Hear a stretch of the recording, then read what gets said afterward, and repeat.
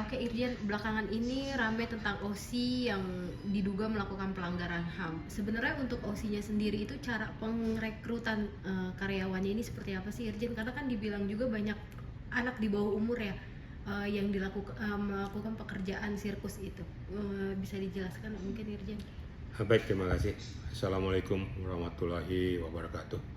Selamat siang dan salam sejahtera untuk kita semua. Jadi gini ya, untuk media memang harus kita lihat dulu dari hulu baru ke hilir ya. Ini saya ikuti semua perjalanannya ya. Yang mana dikatakan ada Ibu Ida lah, ada Bu Ted lah, segala macam dan lain-lainnya. Yang jadi pokok masalah, pada saat mereka diambil atau direkrut, ada katanya yang dipetojo lah dan lain sebagainya. Nah, itu saya yakin kan pasti sepengetahuan apakah itu orang tuanya, apakah itu panti asuhannya, kan sudah ada kerjasama dulu. Cuma ikatan kerjasama itu apa kita juga kurang jelas juga, tidak dijelaskan secara gamblang. Nah faktanya kan sudah beralih pengasuhan anak itu kepada pihak OSI. Ya, dibawalah ke sana, dididik dan lain sebagainya, kan gitu ya. Kemudian dilatih untuk bermain sirkus, kurun waktunya sekian lama dia lakukan. Apapun yang dikatakan itu bahwa terjadi penyiksaan segala macam itu, loh, kenapa baru ngomongnya sekarang? Nah sekarang yang saya perhatikan, yang saya lihat dan saya ikuti, itu kan dari pihak OSI kan juga mendidik mereka.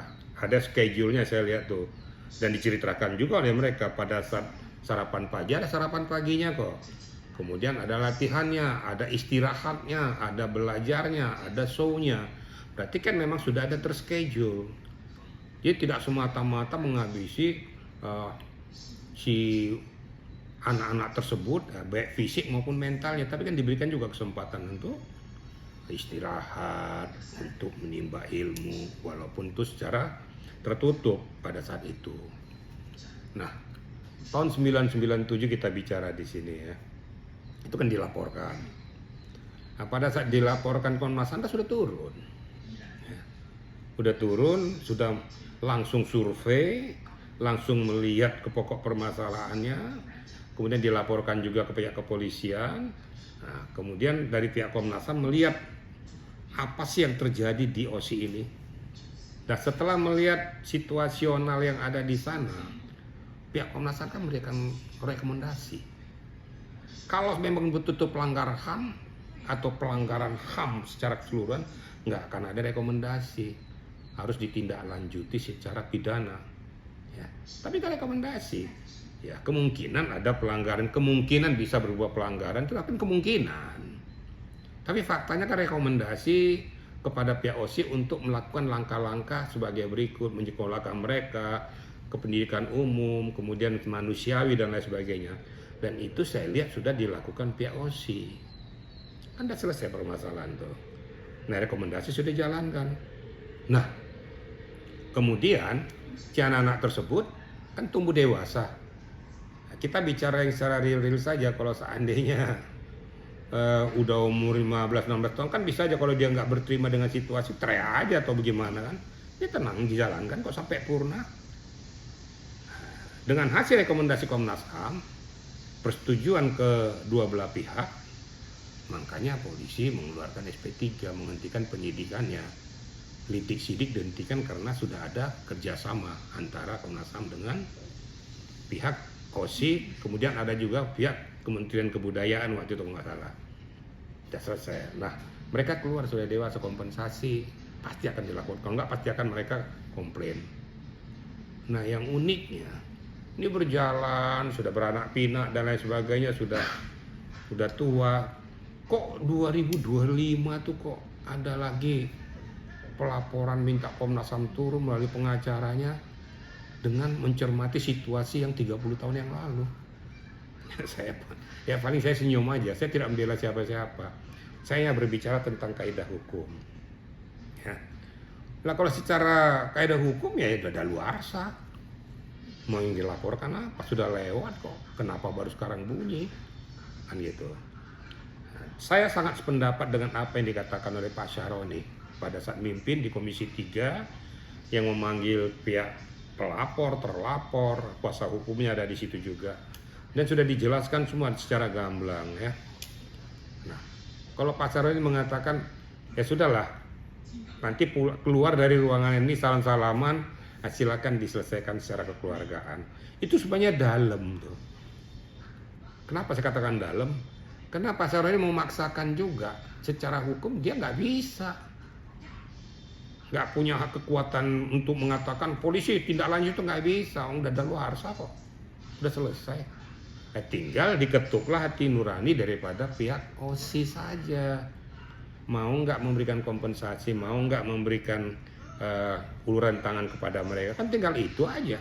Hal-hal yang nggak bisa. Pengacaranya menuntut apapun, apa yang mau dituntut? Ya nggak bisa. Nah, tinggal yang diketuk kan hati nuraninya pihak daripada OSI ini, atas nama Johnson kok nggak salah tuh ya. Mereka mau bersedia nggak? Kalau mereka ngotot karena mereka sudah dirugikan secara moral material dan faktanya sudah ditutup, ya nggak bisa dipaksa juga. Tapi tetap kita berharap bahwa adakah kepedulian daripada pihak OSI kepada mereka-mereka itu, yaitu yang kita tunggu. Mudah-mudahan bergayung sambut, mereka dapat terpenuhi keinginan mereka, walaupun apa yang menjadi harapan mereka itu tidak harus seluruhnya harus terpenuhi. Tergantung kepada OSI-nya. Kalau orang bilang wah enggak dedeh lah gitu. Ya, ini uluran tangan saya. Semampu apa yang dia mau. Nggak bisa dipaksa. Tuntutan apa nggak ada. Kira-kira gitu. Jadi mari kita sama-sama berpikir jernih. Ya, saya juga berpikir tentang kemanusiaan, tapi kita juga harus berpikir dengan kaidah hukum. Jangan ini diajak memanfaatkan untuk menekan seseorang untuk kepentingan tertentu, dipublikasikan. Seharusnya kita jernih mencermati ini. Dan Komisi 3 pada saat itu saya anggap sudah bagus itu. Pada saat Komisi 3 tuh bagus, Pak Saroni ngomong tuh bagus tuh. Saya dengar ini, saya cermati isi daripada dengar pendapat mereka, menanyakan kepada pihak keluarga terlapor, pelapor, pengacara yang memberikan argumentasinya. Sudah diberikan argumentasi dari pihak Johnson-nya, sudah diberikan argumentasi dari pihak pelapornya, sudah dimediasi oleh Pak Saroni. Terus apa lagi? Ya sudah, selesaikan saja. Kalau seandainya tadi ini ada bermuatan hukum, saya yakin Pak Saroni mengatakan rekomendasikan tolong ke pihak kepolisian segera ditindaklanjuti bahwa ini terjadi pelanggaran HAM, terjadi penganiayaan terhadap yang bersangkutan, ya, penyalahgunaan wewenang dari pihak perusahaan. Tapi kan nggak ada. Suruh selesaikan aja secara kekeluargaan. Pulang dari Komisi 3 salam-salaman. Ya, mari kita bersilaturahmi, mari saling mengerti, mari saling kita saling beri perhatian kepada mereka. Cuma itu aja kan. Kita masyarakat tanda kutip jangan a priori sudah terjadi penyiksaan. Nah, ini kadang-kadang kita bangsa Indonesia ini boleh-boleh saja simpati. Tapi jangan istilahnya itu membabi buta, harus juga berpikir tentang kaidah hukum. Kira-kira gitu ya. Tadi dalam kaidah hukum kadaluarsanya untuk pidana tuh berapa lama sih? Ya kurang lebih 18 tahun pidana selesai. Ya. Karena tidak ada tuntutan, tidak ada pengaduan dan lapor sebagainya. SP3 sudah dilakukan. Penyelesaian Komnas HAM sudah. Rekomendasi kok isinya. Bukan rekomendasinya itu segera kepolisian tindak lanjuti telah terjadi pelanggaran HAM. Nggak ada kok. Tapi merekomendasikan supaya mereka itu diperhatikan, dipedulikan, disekolahkan sesuai dengan kemampuannya. Makanya sekolahkan secara umum dia kan pada saat itu. Kan itu rekomendasinya. Ya kalau kemungkinan pelanggaran itu bisa-bisa saja terjadi. Tapi kan tidak bisa dibuktikan adanya pelanggaran HAM. Kan itu masalahnya. Berarti perihal pengakuan dari korban dilakukan penyetruman, penyiksaan dan lain-lain itu berarti dalam waktu kemarin itu belum bisa dibuktikan. Lah, buktinya apa? Kan gitu. Adakah hasil visumnya? Dipukul apakah ada hasil luka dan sebagainya? Ternyata Bu Ida itu diobati kok. Dibawa ke rumah sakit kok. Pada saat dia jatuh dari akrobat itu, Bu Ida kok nggak jatuh, diobati kok. Sekarang kok bunyi lagi. Harusnya dulu dong dia minta minta pertanggungjawaban hukumnya. Dan sekarang sudah 30 tahun minta pertanggungjawaban hukum lagi, gimana sih itu? Saya nggak mihak kepada siapa-siapa. Jadi saya selalu berbicara netral. Hukum adalah hukum, kemanusiaan kemanusiaan. Memang kita harus ya kita ketuk lah. Ya namanya mereka orang kaum yang perlu pertolongan. Siapa tahu terbuka mata hati daripada pihak OSI melalui Pak Jansen CS ya. Nah, karena orang tuanya Pak Adi sudah meninggal kan. Tinggal sekarang salah satu penanggung jawabnya itu Pak Jansen dan adik-adiknya itu mungkin bisa memberikan uluran tangan lah. Seperti apa yang diharapkan oleh pihak pelapor tersebut. Cuma itu aja. Sekali lagi saya katakan bahwa apa yang dikatakan Pak Sahroni itu sudah tepat sekali. Benar. Dia tidak mau berbicara tentang masalah hukum karena dia langsung mengatakan saya ngomong hukum sudah daluarsa ya. Kebetulan ada Dirkrim di sana yang daluarsa.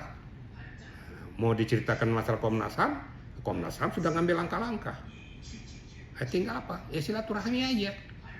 Adanya uluran tangan. Ya mudah-mudahan terbuka mata hatinya. Kan nggak salah juga membantu orang yang susah kan. Cuma itu aja kira-kira ya. Terakhir Irjen, ada yang menunggangi kah dalam hal ini? Karena kan ini udah 30 tahun berlalu tiba-tiba muncul lagi kan. Nah silakan saja. Saya hanya cuma berpikir begini. Loh kok bagaimana caranya mengumpulkan sekian banyak manusia untuk bisa bersuara? Bisa kan? Bisa. Kemudian disuarakan, mana mungkin cari satu-satu atau saling memberikan. Ini kan sudah lama, udah pada tua-tua. Tiba-tiba ngomong ini tentang masalah tuntutan kepedulian pada mereka bersama-sama yang namanya manusia. Diajak seperti itu ya oke-oke aja dia kan, siapa tahu dapat kan gitu. Kalau dia bilang tunggangi, saya nggak mau bilang tunggangi, tapi ada fasilitatornya. Cuma itu aja. Nah, fasilitatornya juga punya hati lah. Jangan istilahnya karena sesuatu itu meniadakan kaidah hukum. Kita berbicara hukum karena kita belajar hukum. Nah, jangan memaksakan kehendak kalau hukum itu tidak mengadopsi hal tersebut dan tidak akan bisa melakukan hal tersebut. Mau pakai hukum mana lagi? Kira-kira gitu ya.